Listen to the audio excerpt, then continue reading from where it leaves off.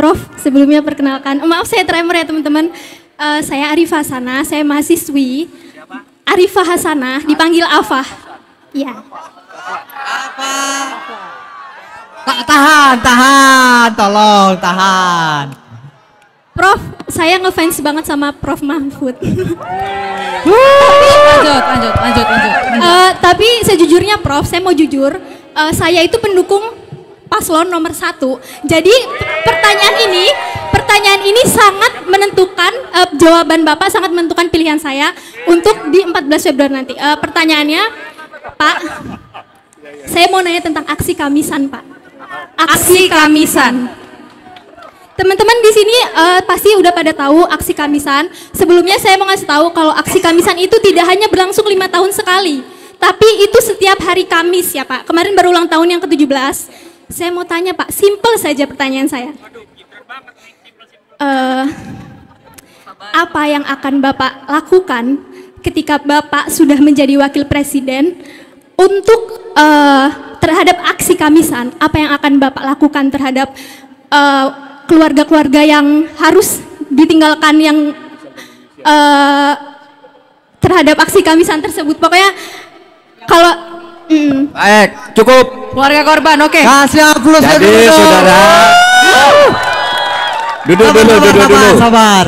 Duduk dulu. Aksi Kamisan itu adalah aksi yang selama bertahun-tahun ini dilakukan tiap hari Kamis oleh keluarga korban peristiwa Mei yang anaknya terbunuh di dalam demo. Mei 98 ya, saya bilang tahun berapa tadi? Ya. Ada yang diculik, ada yang dibunuh, ada 3 peristiwa di tahun 98 itu.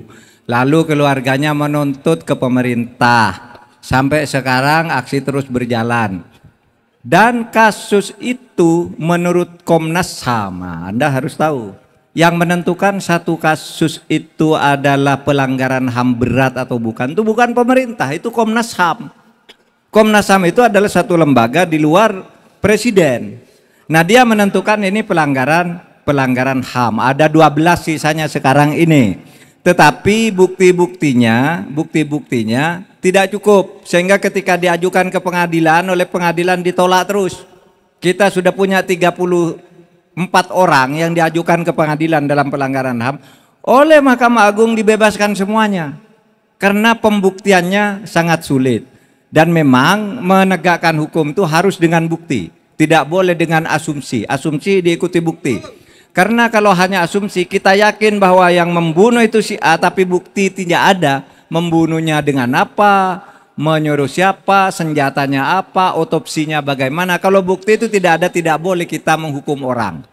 Prinsipnya di dalam hukum pidana itu lebih baik membebaskan 1000 orang yang bersalah daripada menghukum 1 orang yang tidak bersalah. Betul.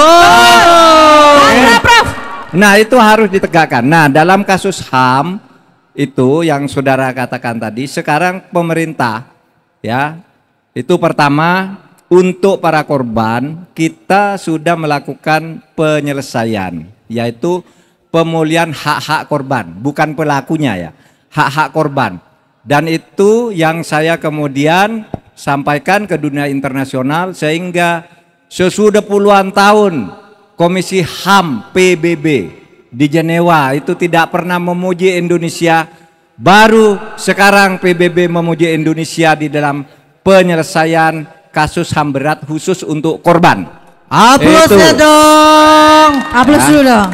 Lalu yang kedua, untuk yang kasus hukumnya yang bukan korban, pelakunya itu akan diteruskan dan kita sudah menyatakan akan membicarakan dengan DPR secepatnya bahwa kasus-kasus yang kata Komnas HAM ini pelanggaran HAM berat ini tidak bisa secara teknis berdasar hukum acara biasa dilaksanakan. Oleh sebab itu DPR sekarang mau apa, nanti pemerintah akan melakukannya, gitu. Oke. Terima kasih. Afah. Udah mulai mau berubah pilihan belum? Ya begini. Afah ini katanya dia milih paslon 1 dan akan bisa berubah tergantung jawaban saya. Gini, tidak harus memilih saya. Ya.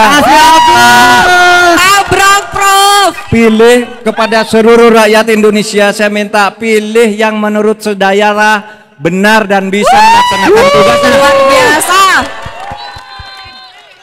Saya itu tidak pernah, kamu pilih saya ya. Enggak. Pilih yang benar. Pilih yang benar. Agar negara ini menjadi lebih baik. Tapi kalau saya dianggap benar di dalam program ini, ya terima kasih, pilihlah saya. Iya. Tabrak, tabrak.